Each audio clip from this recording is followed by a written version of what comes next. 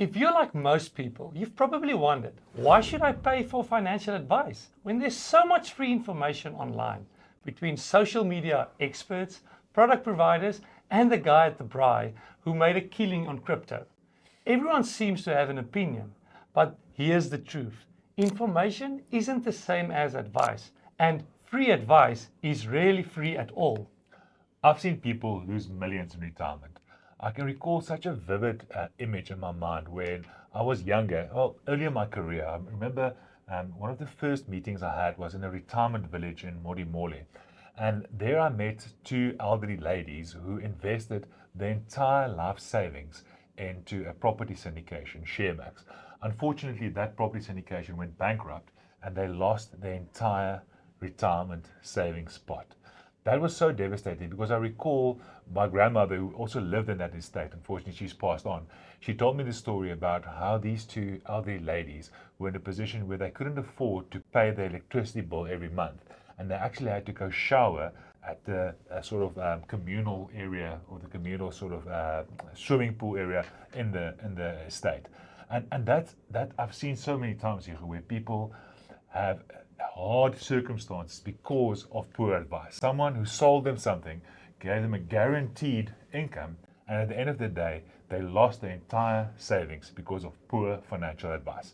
In today's masterclass, we're going to talk about why it's important to pay for independent financial advice, and what's the difference between independent advice and someone just trying to sell you some sort of a product or service.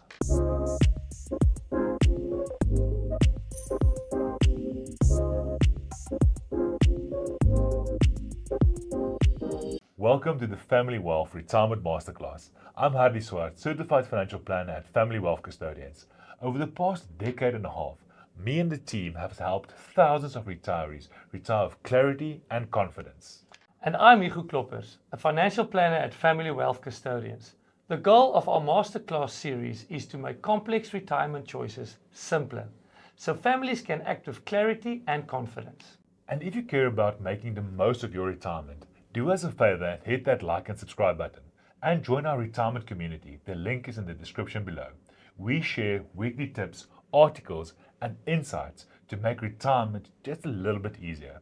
And before we dive in, please remember that this video is for educational purposes only. It doesn't constitute personal financial advice.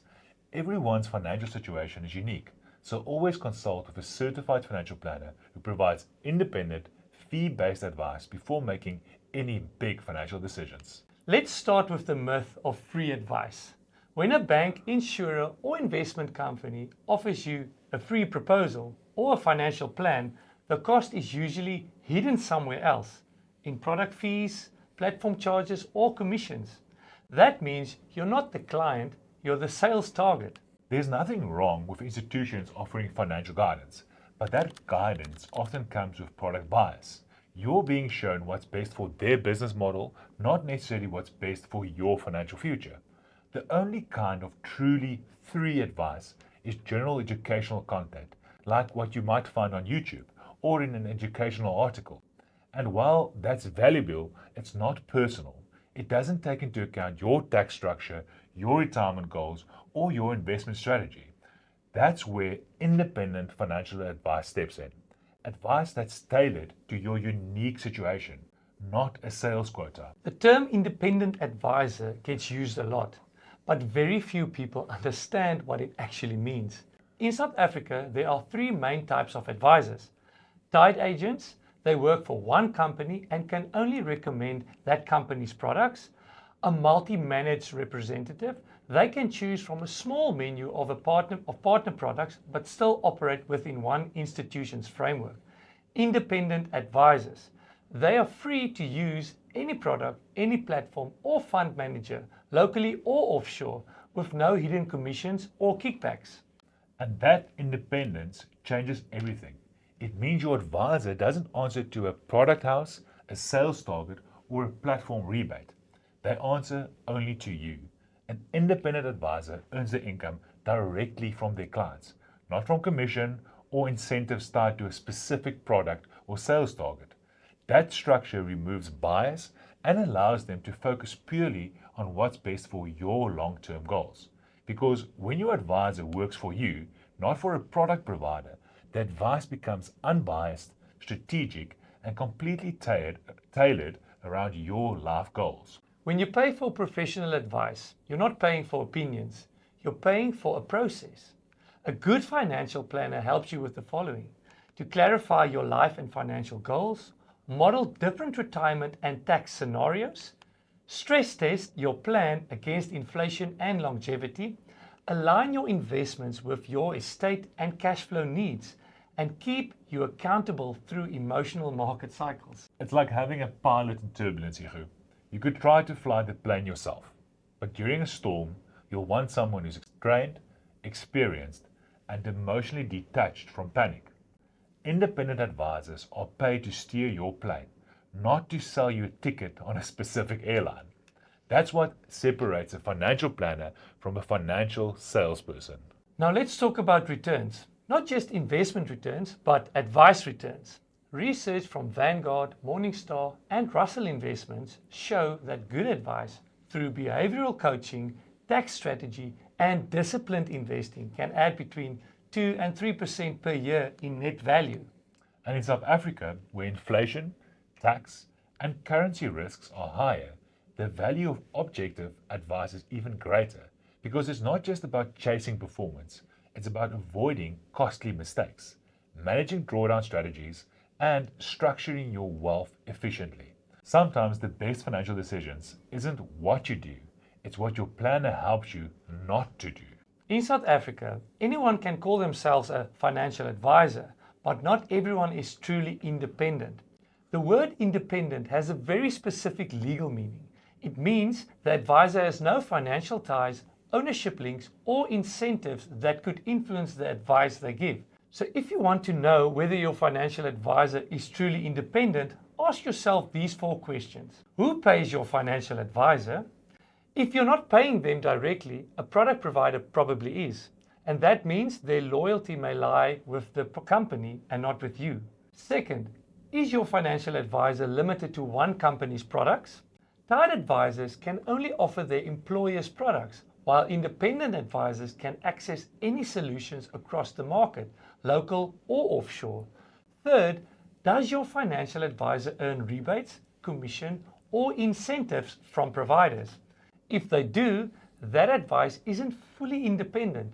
True independence means being paid only by clients, not by product. And fourth, is your financial advisor licensed as an independent financial service provider, or FSP? This is the legal designation under the FIS Act that confirms that advisor has no contractual or ownership links to a product provider.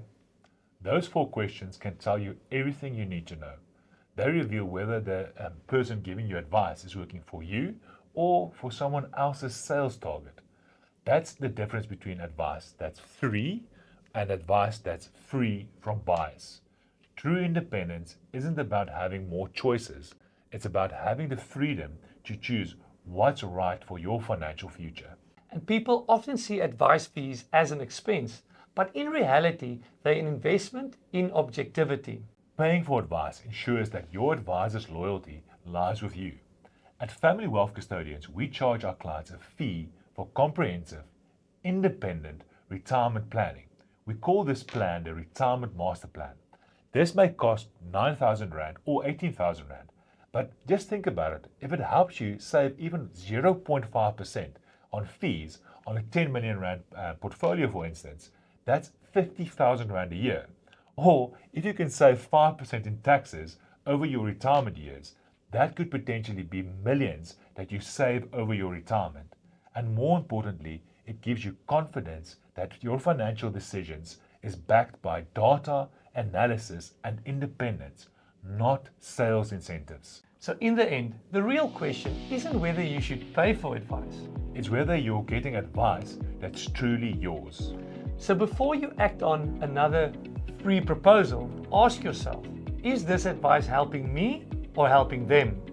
True independence means your advisor has the freedom and the integrity to put your interest first.